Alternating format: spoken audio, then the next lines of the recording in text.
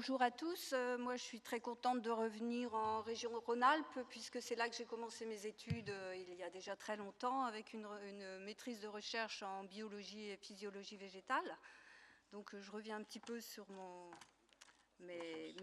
aux sources, mes intérêts. Voilà. Donc, je vous ai mis en préambule une belle assiette anti-cancer pour vous montrer que c'est pas triste, c'est plein de couleurs et que c'est bon. Voilà, donc je vais continuer après tout ce que nous a expliqué Pierre Valensac. On a intérêt vraiment à s'aider soi-même parce que nous sommes soumis à un tas de pollutions que nous ne pouvons pas éviter. Il y en a d'autres que nous pouvons éviter, comme les polluants que nous amenons volontairement dans notre maison en croyant bien faire.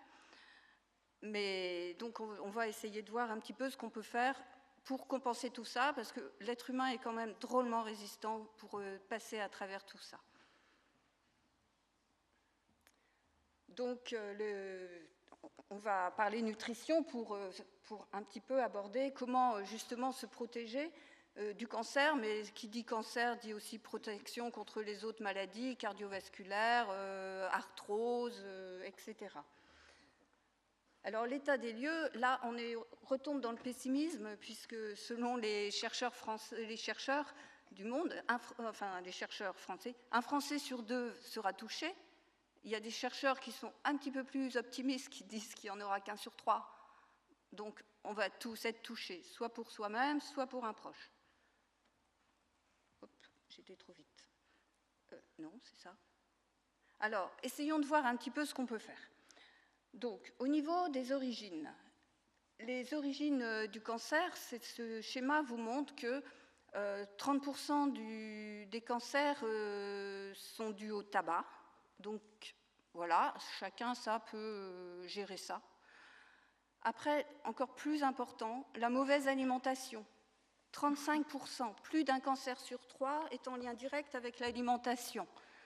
À cela, on peut ajouter l'obésité, 14 à 20%, sachant qu'il y a des gens qui mangent mal et qui ne seront jamais obèses, mais ils sont quand même dans les 35%.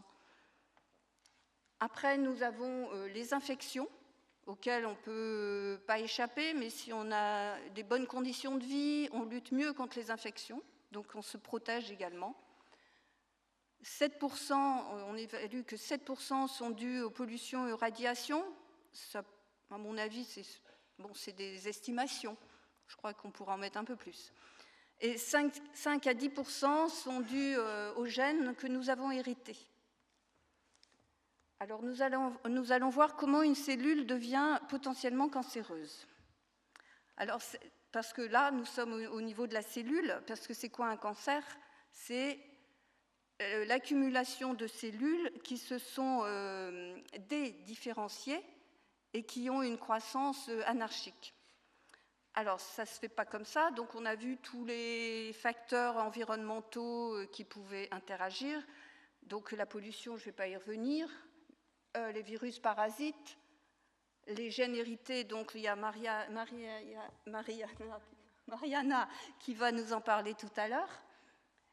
Il y a l'inflammation chronique, due à la fois aux virus, parasites, stress et pollution, et niveau insuffisant d'antioxydants. Ça, c'est ce que nous pouvons apporter chaque jour, plusieurs fois par jour, avec notre alimentation. Et un facteur inhérent à la multiplication cellulaire. Nous avons des milliards de divisions cellulaires chaque jour dans notre corps. De temps en temps, il y a un bug, il y a des mutations. Nous faisons des millions de cellules précancéreuses tous les jours. Nous avons un système immunitaire efficace qui les repère et qui les détruit. Et de temps en temps, il y en a une qui échappe. Alors, tous ces facteurs de l'environnement, ils agissent directement sur l'ADN et ils vont créer des altérations qui font les mutations génétiques.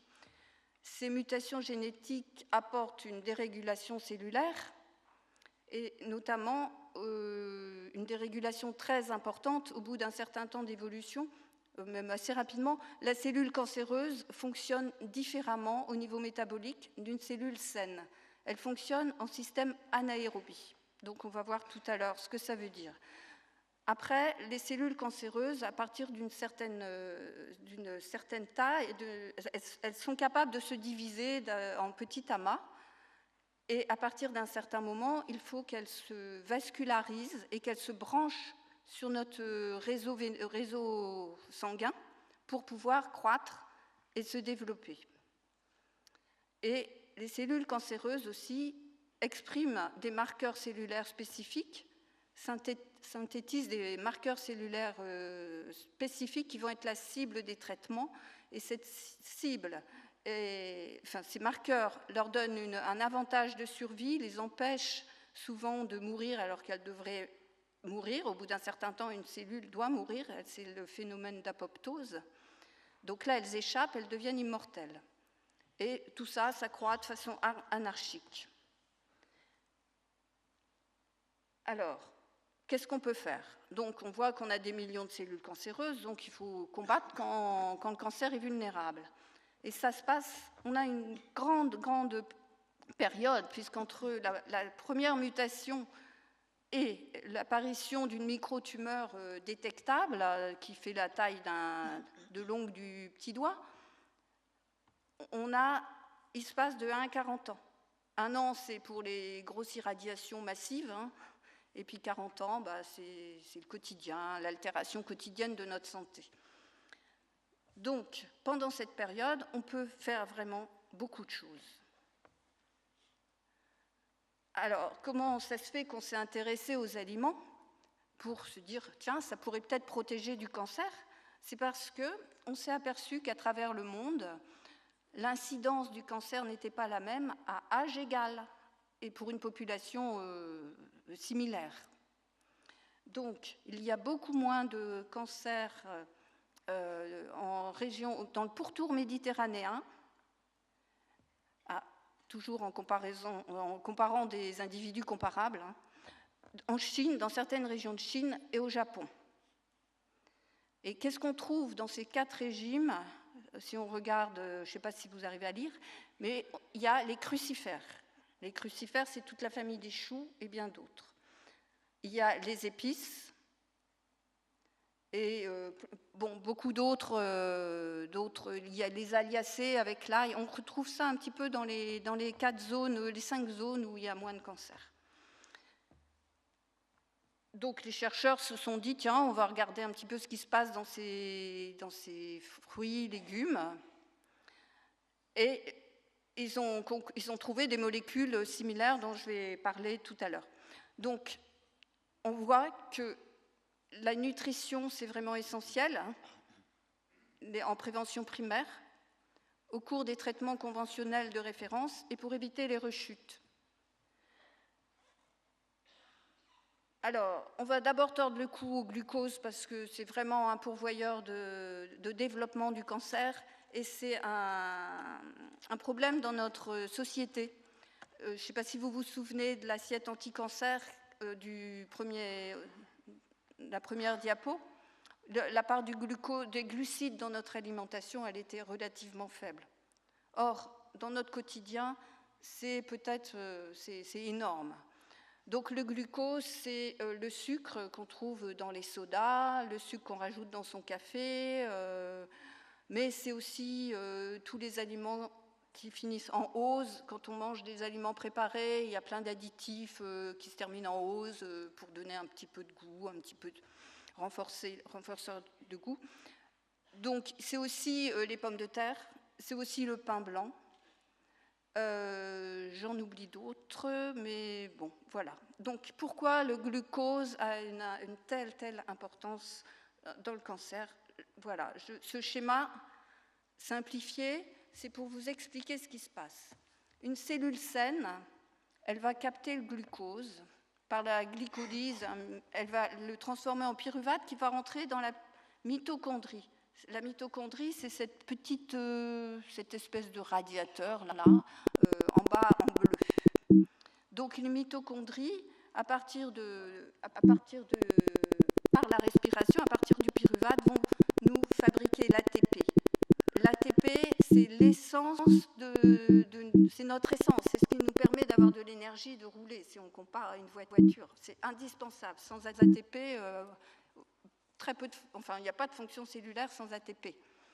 Alors, la cellule cancéreuse, en accumulant des mutations successives, elle s'est transformée en captatrice de glucose. C'est d'ailleurs pour ça qu'on peut étudier le cancer avec les TEP scans, les PET scans, ça dépend des régions, mais c'est la même chose. Donc, c'est la fixation du glucose par les cellules cancéreuses qui nous permet, en tant que médecin, de repérer les zones actives cancéreuses chez un individu donné. Alors, elles captent abondamment ce glucose. Qu'est-ce qu'elles en font? Donc, elles privent les cellules saines de leur énergie. À partir du glucose, il y a formation de produits intermédiaires, il y a une flèche noire là qui s'en va sur la formation d'acides nucléiques et de protéines. Les acides nucléiques et les protéines, c'est ce dont a besoin la cellule cancéreuse pour se reproduire. Après, il y a une petite partie qui se transforme quand même en pyruvate. Une partie du pyruvate est transformée en acide lactique qui va sortir de la cellule. À partir de là, on a un milieu acide et la cellule cancéreuse, elle est ravie parce que ça favorise sa division. Donc, elle est très bien organisée. Et après, il y a une toute petite partie qui va se transformer, qui va arriver jusqu'à la mitochondrie et qui va être transformée en énergie. Mais il ne reste presque plus rien. Donc tout ça se passe en anaérobie, c'est-à-dire sans oxygène. Et la cellule saine, elle, par contre, a besoin d'oxygène. Alors, qu'est-ce qu'on peut faire? Donc, les aliments ont été étudiés et on s'aperçoit qu'à tous les niveaux de la cancérogénèse, on peut intervenir avec notre alimentation.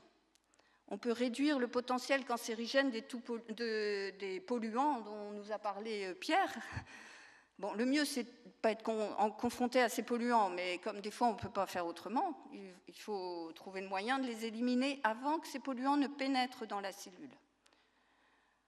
Donc là, on a les crucifères, ail, oignons, on a le raisin et les petits fruits, et les agrumes. Après, on peut empêcher, ralentir la croissance des cellules tumorales. Et là, on voit qu'il y a beaucoup de classes d'aliments. Il y a le thé vert, il y a le curcuma, le soja, les crucifères, l'ail, l'oignon, le raisin, les petits fruits, les agrumes, les tomates sous forme cuite avec de l'huile, les oméga 3, le chocolat noir. Donc c'est gai quand même, ça fait pas mal de choses bonnes à manger dans notre assiette. Après, donc nous avons vu une caractéristique des cellules cancéreuses, c'est qu'elles échappent à la mort cellulaire, à l'apoptose normale. Et donc là, on a encore plusieurs substances qui sont le curcuma, soja, les crucifères qu'on retrouve, le chou vraiment, l'ail et les oignons qu'on retrouve aussi, les raisins et les petits fruits qu'on retrouve également. Et l'interférence avec l'angiogénèse, je vous ai dit que l'angiogénèse, c'est ce qui permet à la tumeur de se brancher sur notre réseau vasculaire, mais ce branchement est fait de vaisseaux plus ou moins bien formés. Ils sont efficaces, mais ils sont plus ou moins bien formés. Ils ne sont pas normaux comme les autres vaisseaux. Du coup, ils ont une certaine fragilité. Et c'est cette fragilité qui est attaquée par de nombreuses molécules anti-cancer de médecine, mais c'est aussi ce qui est attaqué par les molécules contenues dans le thé vert, le curcuma, le soja, le raisin, les petits fruits et les oméga 3. Et puis aussi, on va avoir un impact sur le système immunitaire, notamment avec le curcuma, les agrumes et les oméga 3. Voilà. Donc, vous voyez, ça nous fait... Ça, c'est un petit peu, ça détaille un petit peu les molécules contenues dans tous les aliments, Mais on va voir ça. Il faut que je passe parce que je n'aurai pas le temps sinon. Donc, voilà, ça, c'est ce que je viens de vous dire. Donc, on va passer. Et il y a aussi un autre axe dont il faut s'occuper, c'est limiter le stress. Parce que le stress, ça veut dire cortisol, ACTH, sécrétion qui vont être responsables de la sécrétion d'interleukine 6 et de tumor necrosis facteurs, TNF, et toutes ces substances sont très inflammatoires. Donc, il vaut mieux limiter le stress. C'est évident que ce n'est pas que les plantes adaptogènes, les oméga 3, le magnésium et les vitamines B qui vont limiter le stress. Il faut aussi apprendre à gérer le stress. Et ça, bon, c'est la sophrologie, la relaxation, parler, la parole, bon, différentes thérapies. Ça, c'est aussi très important. Donc, tous ces nutriments aussi vont inhiber plein de cascades dont je ne vais pas développer ici. Donc, c'est tellement important, l'alimentation, qu'il y a des réseaux qui se sont créés, notamment le réseau national Alimentation Cancer Recherche, qui est un réseau français, qui rassemble les publications des laboratoires en France, les travaux. Donc, c'est un groupe de chercheurs à travers la France. Le rapport INCA, c'est l'Institut national du cancer, donc il fait un rapport régulièrement sur les avancées dans le traitement du cancer. Nutrition, prévention primaire des cancers. Et donc, beaucoup d'éléments dont je vous ai parlé sont repris dans ces rapports. Et aussi au Canada, il y a le laboratoire du docteur Richard Béliveau qui s'est dit, à partir de la carte mondiale que je vous ai montrée, qui était issue d'un de leurs livres, il s'est dit, on va étudier le profil anticancéreux des fruits et légumes. Et il a testé des fruits et légumes divers pour voir, parce que tous les fruits et légumes ne sont pas égaux. Il y en a qui sont plus favorables à l'élimination des cellules cancéreuses, à la protection contre le cancer. Après, il y en a d'autres qui travaillent à travers le monde. Hein. C'est évident que je ne peux pas citer tout le monde. C'est des milliers de publications annuelles. Des milliers annuelles, ça c'est sûr. Des millions certainement, après, depuis le temps. Donc, voilà. Donc, je passe parce que le temps tourne, on me fait remarquer. Voilà. Alors, je voulais vous dire, d'où vient cette puissance des végétaux? Donc, on sait que les végétaux, ils sont plantés en terre. Ils ne peuvent pas se mettre à l'abri des intempéries. S'il y a une attaque de pucerons, s'il y a une attaque de parasites, de champignons, ils n'ont qu'une chose à faire, c'est développer leur propre défense. Donc, pourquoi? Et d'ailleurs, ils font ça pour protéger leur matériel génétique, pour pouvoir se multiplier et continuer à exister, leur espèce continue à exister. Donc, c'est comme nous, hein, ils cherchent à se multiplier. Donc, ils ont élaboré des milliers de molécules. Ces molécules sont classées en familles pour faciliter le langage, les échanges, voilà. Donc, on passe parce que... Voilà. Donc, parmi cette diapositive vous montre que les végétaux synthétisent de véritables molécules chimiques, comme la curcumine. Donc, vous voyez la complexité. La delphinide, on voit moins, parce que... Bon. Enfin, vous voyez que c'est vraiment des molécules chimiques comme celles qui sont copiées. D'ailleurs, ce sont ces molécules qui sont copiées en cancérologie.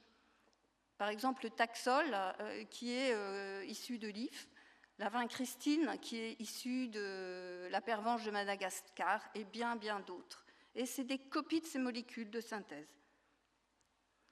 Donc, voilà, donc maintenant, je vais vous parler un petit peu plus en détail de certaines familles et puis vous donner des petits éléments pratiques parce que je pense que ça peut vous intéresser.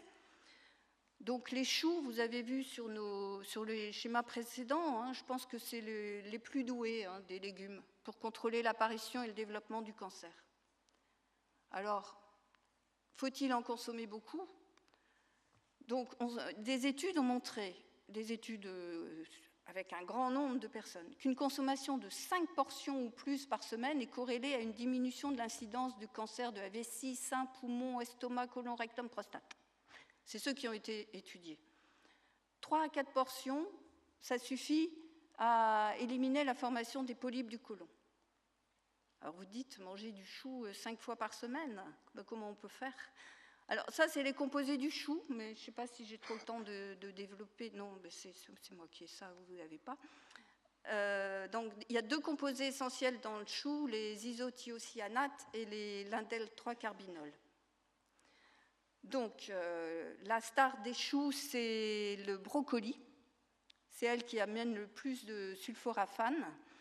Et encore mieux, le nec plus ultra sont les graines germées de brocoli qu'on trouve parfois en bio, et sinon c'est un petit peu dur à trouver. Mais c'est 100 fois plus riche que les brocolis légumes. Ceci étant, on en mange moins. Donc, nous avons vu où agissait sur les 5 niveaux de cancérisation de la cellule. Voilà, il y a aussi d'autres molécules comme d'autres crucifères qui sont très intéressantes. C'est le cresson, le chou chinois, l'indole 3-carbinol. Voilà, l'indole 3-carbinol qui est très intéressant dans le cancer du sein, de l'endomètre et du col de l'utérus. Parce que ça réduit la capacité de l'œstradiol à favoriser la croissance des cellules. Alors, nous allons passer à la deuxième famille extrêmement importante en cancérologie, à mettre dans votre assiette. Hein, ça, c'est vraiment essentiel, ce sont les alliacées. Vous avez vu que les alliacées empêchent aussi, comme le chou, les toxiques de rentrer dans les cellules, et après, ça permet aussi, comme le chou, une réparation de l'ADN quand il peut être réparé. Sinon, il faut que la molécule meure et il faut qu'elle soit éliminée. Donc, les alliacées, c'est l'ail, l'oignon, le poireau, l'échalote, la ciboulette. À mettre à vos menus. Alors, je regarde, oui. Après, nous avons... donc, il y a des études qui ont montré que c'était particulièrement efficace dans l'estomac, dans le cancer de l'estomac, de l'ésophage, du côlon, la prostate, le sein et les poumons. Donc, ok. Alors, les épices. Alors, maintenant, les épices. La plus importante des épices, c'est peut-être le poivre. C'est d'ailleurs la première qui a été importée chez nous, parce que quand le poivre est bouilli, d'où l'intérêt de le mettre en début de cuisson dans votre cuisine, dans votre alimentation, en préparant les plats en début de cuisson, la pipérine, qui est la substance active du poivre, va être extraite et va favoriser l'absorption de tous les autres phytonutriments. La deuxième et la plus célèbre, c'est le curcuma. Donc, c'est celle qui est la plus connue, c'est la star des épices en cancérologie. Elle a de nombreuses actions, et notamment, elle agit sur le NF-κB, qui est un facteur de transcription une protéine transmembranaire au niveau du noyau, et qui transmet l'information au noyau. Et on voit que le NF-κB agit sur la cellule du début jusqu'aux métastases. Donc, c'est vraiment quelque chose qu'il faut bloquer, réguler. Et donc, nous avons pour ça le curcuma, le thé vert, différentes choses. Les autres épices qui sont très sympathiques aussi, et le safran, qui en plus du cancer vous soigne le moral, le gingembre, le cumin, la nigelle de Damas et la cannelle. Après, il y a plein de choses de chez nous qui sont très intéressantes, parce qu'on n'est pas toujours obligé d'aller chercher à l'autre bout du monde. Nous avons la menthe, le thym, la marjolaine, l'origan, le basilic et le romarin. Le romarin contient notamment une molécule très intéressante qui permet de bloquer le BCL2, qui est une protéine qui assure aux cellules cancéreuses leur survie, qui leur évite la mort cellulaire. Et le romarin, c'est facile à consommer. Alors, maintenant, nous allons voir le mode d'action du soja. Nous avons une cellule du sein, par exemple, avec des récepteurs aux oestrogènes en noir. Sur le côté gauche de la diapositive, en clair, nous avons une molécule d'oestrogène et qui se fixe sur les récepteurs. Dans le soja, nous avons une molécule très similaire qui s'appelle la génistéine, qui, elle, va se fixer sur le récepteur. Mais vous le voyez, il lui manque un cycle à 6 carbones. Et du coup, elle se fixe de façon beaucoup moins stimulante sur la cellule. Et elle protège les cellules du sein d'une stimulation trop forte. D'où le fait que dans les pays asiatiques qui mangent beaucoup de soja, notamment quand ils sont jeunes, il y a moins de cancer du sein, Voilà, et quand c'est pas génétique, c'est vraiment une histoire de consommation d'alimentation. Alors le thé vert, ça c'est vraiment très intéressant.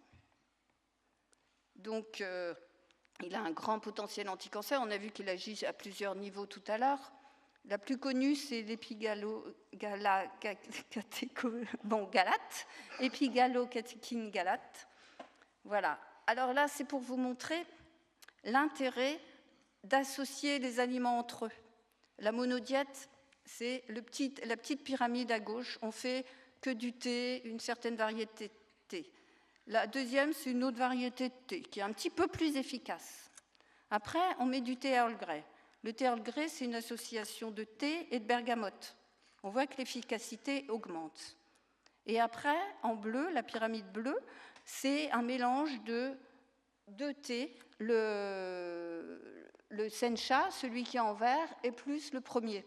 Et on voit que là, c'est plus 1 plus 1, 1 plus 2 égale beaucoup plus.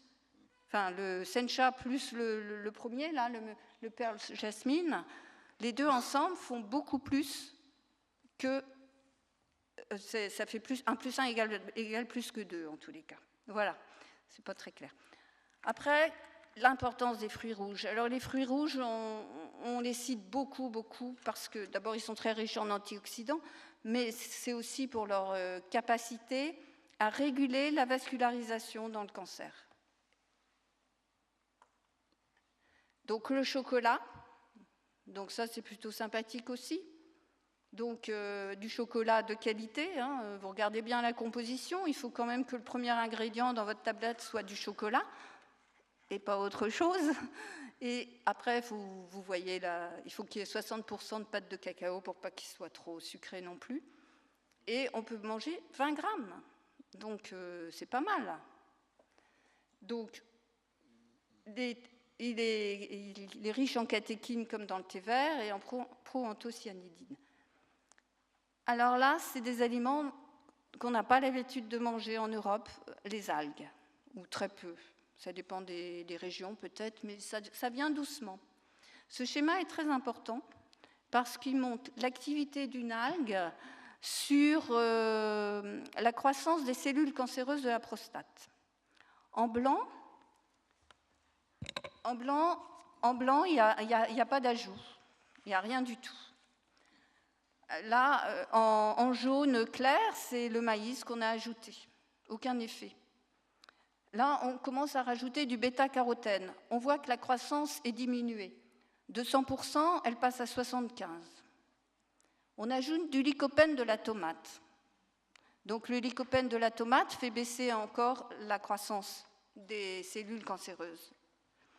Après, on ajoute des épinards, un composé, c'est de la néoxanthine de l'épinard.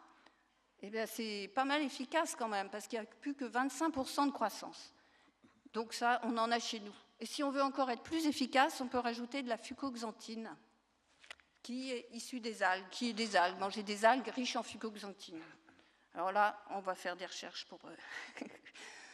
Alors voilà, donc là, c'est les travaux de William Lee qui sont présentés sur TED. C'est le président de l'association Angiogenesis aux États-Unis et qui compare différentes choses. En rouge, ce sont les aliments. Et il compare l'effet des aliments à des médicaments classiques et à des drogues anticancéreuses sur les cellules de cancer.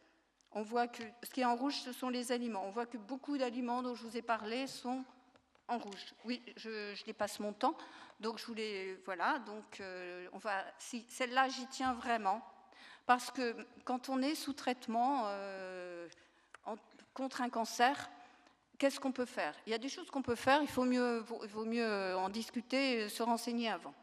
Mais par exemple, on sait qu'il existe une synergie. Là, dans la partie du bas de la diapo, ce sont l'efficacité des rayons qui est testée sur les cellules cancéreuses de la prostate.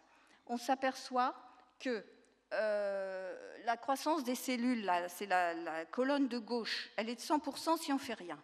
Si on ajoute des rayons, ça diminue un petit peu. mais bon, ce n'est pas très significatif, hein. Si on ajoute du thé vert, là, ça diminue de 40%, on n'a plus que 60% de croissance.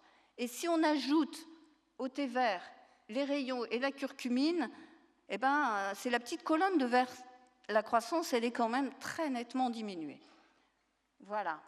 Et donc, sinon, en haut, c'était la grande colonne verte. Ça montre l'association des deux de droite, le thé vert et la curcumine, qui, là, on voit bien que 1 plus 1 égale pas 2, mais ça fait 1 plus 1 égale 10. Donc, c'est particulièrement intéressant. Donc, je suis amenée à conclure sur ce grand thème qu'il a fallu réduire en peu de temps. Donc, c'est l'intérêt immense de l'alimentation en cancérologie. Je voudrais dire aussi que quand on est en traitement, le fait de manger plein de substances à chaque repas, ça fait l'occasion de se faire des petites chimiothérapies 3 fois par jour, au milieu de 2 chimiothérapies. Et comme ça, les cellules cancéreuses, elles n'ont pas le temps de se réorganiser pour se renforcer, pour lutter contre la chimiothérapie. Donc c'est vraiment très important. Voilà, donc n'oubliez jamais qu'on peut faire de grandes choses, mais en associant les choses.